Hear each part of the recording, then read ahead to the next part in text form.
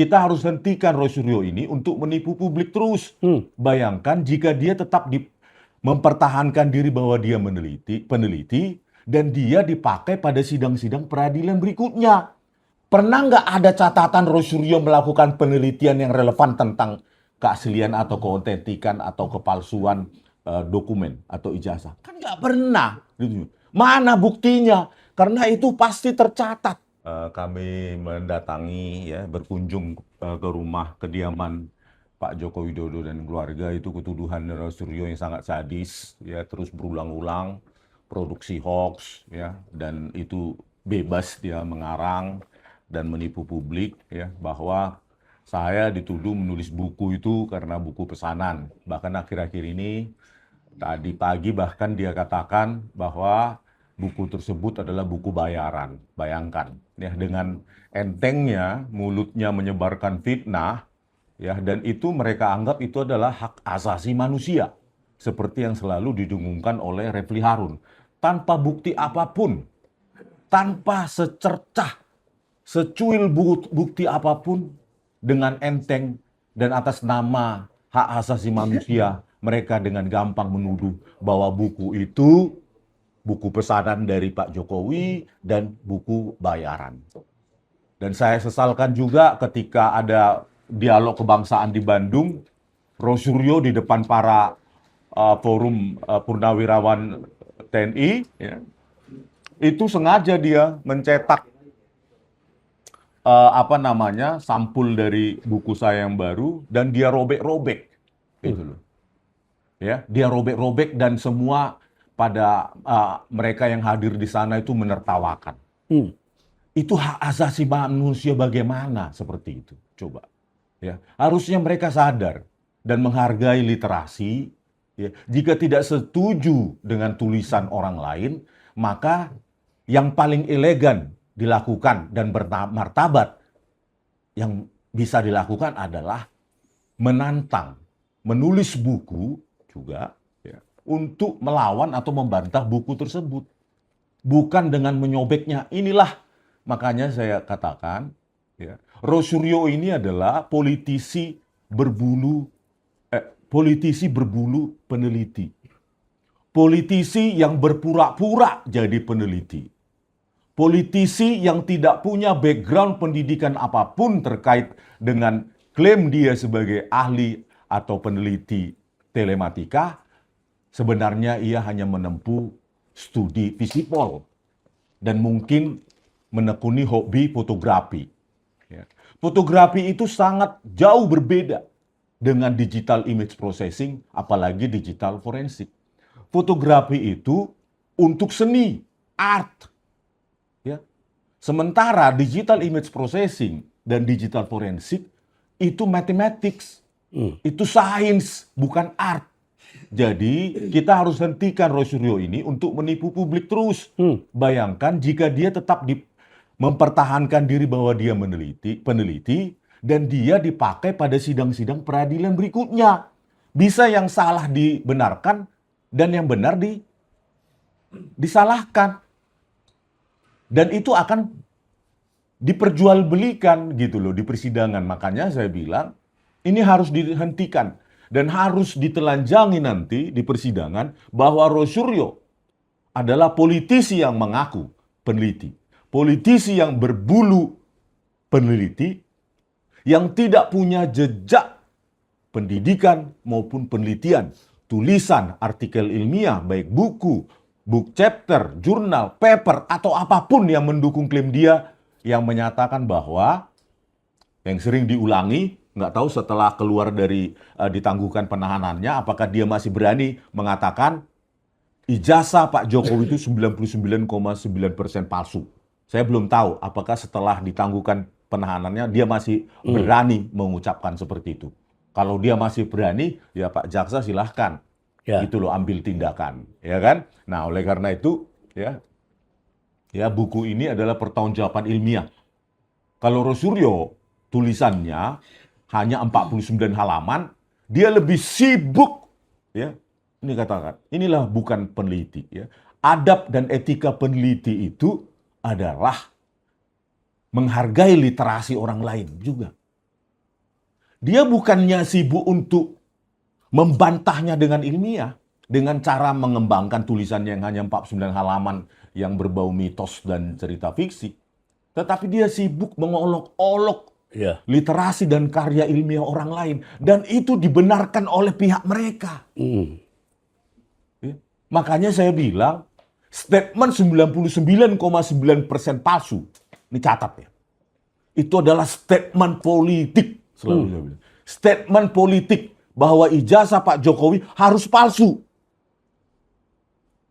Kan parah penelitian seperti itu. Tanpa dia bisa menjelaskannya secara matematik. Bagaimana dia bisa menjelaskan matematik kalau dia tidak punya dasar-dasar programming, matematika yang mendasari keahlian yang diklaim dia dan penelitian yang diklaim dia itu telematika. Ya. Pada tahun 2008 pun pada kasus di mana Habib Rizik itu menjadi terdakwa, kasus kerusuhan di Monas, dia juga sudah ditolak oleh pihak Habib Rizik. Itu tercatat di digital kok. Bahwa dikatakan, pengacara Habib Rizik mengatakan, tidak kami temukan artikel ilmiah apapun yang berkaitan dengan telematika oleh Rosuryo. Dan secara background studi pun tidak mendukung klaim dia. Nah sekarang mereka-mereka ini yang selalu berulang-ulang, terutama pengacaranya, ya, pengacaranya itu di televisi selalu berulang-ulang mengatakan hasil penelitian klien kami. Coba ya mereka yang nanti dari pihak yang lawan debatnya mengatakan penelitian apa? Pernah nggak ada catatan Rosuryo melakukan penelitian yang relevan tentang keaslian atau keautentikan atau kepalsuan dokumen atau ijazah? Kan nggak pernah. Mana buktinya? Karena itu pasti tercatat. Peneliti itu dihargai karena tulisannya. Tulisannya itu bisa dirujuk, diiyakan, atau dibantah. Tidak ada sama sekali. Jadi, saya kira jaksa juga nanti akan mengarah ke situ. Karena apa? Klaim nanti yang mereka sering dengungkan adalah klaim kriminalisasi terhadap peneliti. Kriminalisasi terhadap peneliti. Siapa yang peneliti? Ini kan politisi berbulu peneliti. Itu yang harus dikuliti. Dibongkar bulunya yang mengaku peneliti, baru keluar bahwa ini adalah politisi. Gitu ya. Ada pertanyaan? Lanjut Bang. Ya. Tadi tertarik ya. Aku juga baru dengar, mungkin berapa kali dengar dari Rismon Hasilwan Syandipar, politisi berbulu peneliti. Ini menarik nih akhir-akhir ini. Mungkin Rismon perlu jelaskan lebih detail lagi nih. Politikus berbulu peneliti.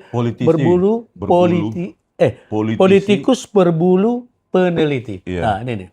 Nah, ini kan orang kan bisa Ini mengaku. maksudnya dari hasil karya kita berpijak dari JWP dulu ya. Iya.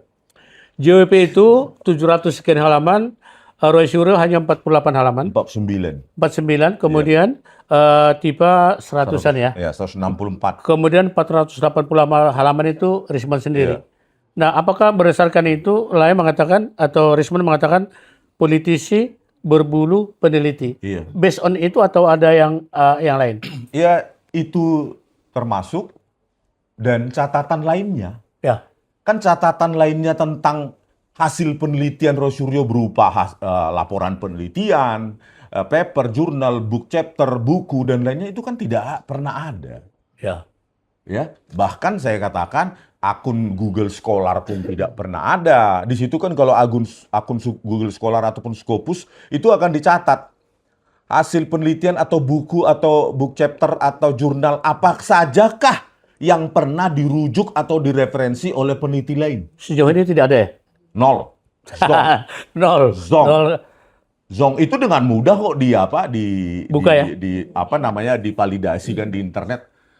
Kalau tulis Rosuryo Google Scholar gitu, nggak ada gitu loh. Jadi, nah makanya saya bilang ini hati-hatilah kita menelan statement politik dari orang yang mengaku peneliti, yang saya sebut politisi berbulu peneliti. Kenapa? Kita ini kan di Indonesia ini banyak yang publik yang cepat menelan begitu saja tanpa memvalidasi apapun, Ya. Bang. Nah, inilah publik semacam inilah yang menjadi korban dari Rosuryo dan para pengacaranya. Ya. Pengacaranya kan dengan enteng, hasil penelitian klien kami yang mana? Seharusnya di counter ya sama pengacaranya. Iya, harusnya di counter. Ada nggak jejak atau background Rosuryo sebagai peneliti? Apa yang dia teliti? Itu yang harus di counter harusnya. Ini menurut Wae pengacaranya. Iya, itu kan pengacaranya kan sering. Ini kriminalisasi terhadap peneliti. Halo, Rosuryo pernah meneliti apa? Ya, ya. Nggak pernah ada catatan apapun. Gitu loh, catatan digital bahwa dia pernah bukunya ada di perpustakaan dan itu sekarang dipakai oleh para mahasiswa. Itu kan tidak pernah ada. Oke, aku potong sebentar, Rismon. Aku panggil Rismon aja ya. Iya, Bang. Biasanya kami kalau berdua panggil Lae. Tapi karena ini adalah secara formal, aku panggil Rismon aja. Merangkap klienku, merangkap sahabatku, dan sebagainya. Jika tadi perkataan Rismon, politisi berbulu peneliti. Jika dibandingkan dengan karya Rismon sendiri, mulai dari JOP, bahkan sebelumnya juga, apa yang perbedaannya itu? Di mana bisa terlihat perbedaannya itu? Merah putihnya, katakanlah begitu. Kan orang dengan Aku host pintar juga ya. Iya. Wih, kan orang nggak usahlah kita membanggakan diri sendiri, Bang. Orang kan tinggal. Aku pengen tahu aja. Ya, Rismon Sianipar Google Scholar, Rismon Sianipar Books di Google gitu, Rismon Sianipar buku, kan ada Rismon Sianipar jurnal. Jadi dengan gampang seperti itu tanpa harus mengklaim bahwa saya peneliti hebat, bukan. Dari data itu aja ya. Iya, saya bukan peneliti hebat dibandingkan mereka-mereka guru besar di universitas sana. Tetapi saya punya catatan digital yang relevan bahwa tulisan-tulisan saya baik programming maupun digital image processing itu banyak tersebar bahkan ribuan di seluruh perpustakaan di Indonesia. Ya.